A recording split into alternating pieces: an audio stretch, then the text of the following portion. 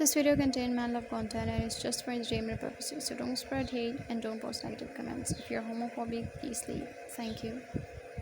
There was silence after the call. Jungkook still stared at his phone, his hands trembling, not from chemotherapy this time. Fear, real fear. They wanted my organs. The words sounded unreal, like a nightmare, like something that happened to somebody else, not him. Theong stood up slowly, his face unreadable, which was never a good sign. Not for the people who knew him, definitely for the people who had just threatened Jungkook. A few moments later, one of his men rushed into the room, paused. Theong's voice was ice cold. Find out who are those organ smugglers and where are they? Understood, boss. Jungkook looked away. The fear remained truthfully. He wasn't afraid for himself, not really. He had spent months preparing himself for death. The idea didn't shock him anymore. What scared him was something else. Theong. Because now there was somebody who would be hurt if something happened to him, and that was new, terrifyingly new. That night, Jungkook couldn't sleep because his mind wouldn't stop racing.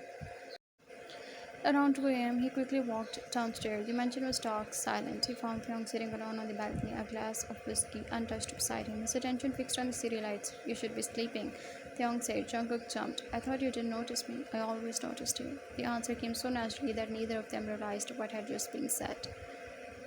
Jungkook sat beside him for a while, neither spoke. The cool night air felt nice. Finally, Jungkook broke the silence. Can I ask you something? Depends. Have you ever been scared? Hyung smiled. Of course. Jungkook looked surprised. The older man didn't seem like someone who feared something. When? Jungkook asked. Hyung's expression softened slightly. When my father died. Jungkook froze. He had never heard Hyung talking about family before. I was 17. His voice remained calm, but I remember being terrified. The city lights reflected in his eyes. Not because he died, because I realized I was alone. Jungkook looked at him quietly, understanding immediately, because loneliness was something he knew very well. Hyung glanced at him. Why are you asking? Jungkook hesitated, then answered honestly, because I'm scared. For a moment, neither moved. I'm scared the treatment wouldn't work. His voice was barely audible. I'm scared of dying. Another pause, and I'm scared of getting used to this. Hyung frowned. This place. Jungkook swallowed. You. The confession surprised both of them because it was true. For the first time since his diagnosis, Jungkook wasn't alone. Someone checked whether he ate, someone waited during treatments, someone stayed awakened when he was sick, someone cared. And if I lost that, it would hurt. A lot. Young stared at him, something warm spread through his chest. Something dangerously warm. Slowly he reached over, taking Jungkook's hand. The younger man froze instantly. Their fingers intertwined. Neither looked away. I told you already, Theong's voice was quiet. I'm staying. Jungkook's eyes burned. You don't know what comes in future. I don't care about that right now.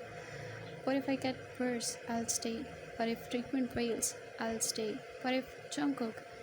The younger man stopped speaking. Young squeezed his hand gently. I'm not going anywhere. The words settled deep inside Jungkook's thoughts. Somewhere no one has reached in years. For the first time, the future didn't seem completely dark. And for the first time, Kim Theong realized something he could no longer deny. This wasn't piety. This wasn't responsibility. Somewhere between hospital visits, shared meals, and sleepless nights, he had fallen for Jeon Jungkook. And that terrified him almost as much as losing him. Unfortunately, because while love was slowly growing between them, danger was getting closer. 3 days later, Jungkook was finally starting to feel a little bit better. Not healthy, but better. The chemotherapy was working harder now. For the first time, they were not speaking about survival rates. They were speaking about possibilities, and somehow that felt nice. That evening, Theong insisted Jungkook go outside just for a walk, just for fresh air, just for something normal. This is suspicious. Theong raised up an eyebrow. But is you encouraging healthy activities? I'm always encouraging healthy activities, Theong said. You literally run a criminal organization. So, we need health as well. Jungkook laughed, a real laugh, the kind Theong had been addicted to hearing. They walked through a quiet park near the mansion. The sky was beautiful, peaceful. Theong suddenly stopped walking. His expression changed instantly. Cold, alert, dangerous. Jungkook noticed. What happened? No answer. Theong's eyes scanned the area. A black vehicle parked too long. Two unfamiliar men watching. Years of experience told him everything. Trouble. Jungkook. The younger man looked up. Stay behind me. Immediately. No hesitation. Jungkook's heart dropped because he had never heard that tone before. The two men began moving fast, purposely. Everything happened at once. One reached inside his jacket. Theong reacted instantly. Get down! Before Jungkook could stand, Theong shoved him backward hard. A loud crack echoed through the park. And then another and another. People screamed, running in every direction. Jungkook hit the ground, his ears ringing, his heart pounding. For a second, he couldn't process what happened. Then he looked up and froze. Theong was standing several feet away, still on his feet, still facing the attackers. But something was wrong, very wrong. His white shirt was turning red. Theong, the older man staggered, just slightly. Then another shot rang out. One of Theong's men appeared from nowhere, tackling the attacker before he could fire again. Chaos erupted, but Jungkook couldn't hear any of it because all he could see was Theong, the blood, the way he was trying to stay standing. The way he looked directly at Jungkook, as if checking whether he was safe, as if that was all that mattered. Theong, Jungkook shouted. Jungkook stumbled toward him, ignoring the shouting. Ignoring the danger, ignoring everything, he caught Theong just as the older man's knees finally gave out. No. His voice cracked instantly. No.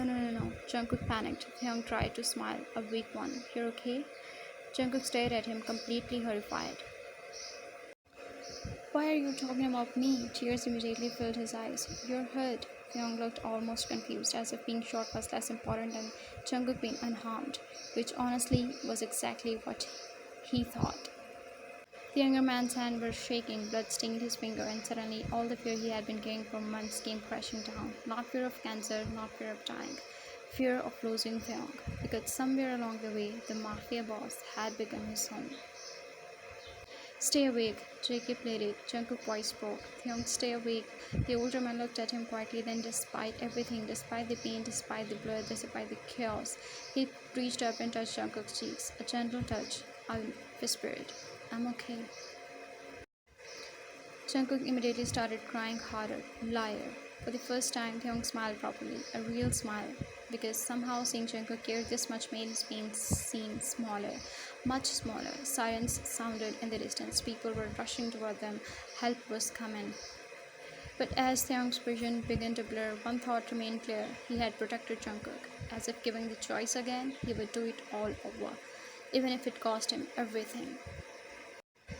To be continued.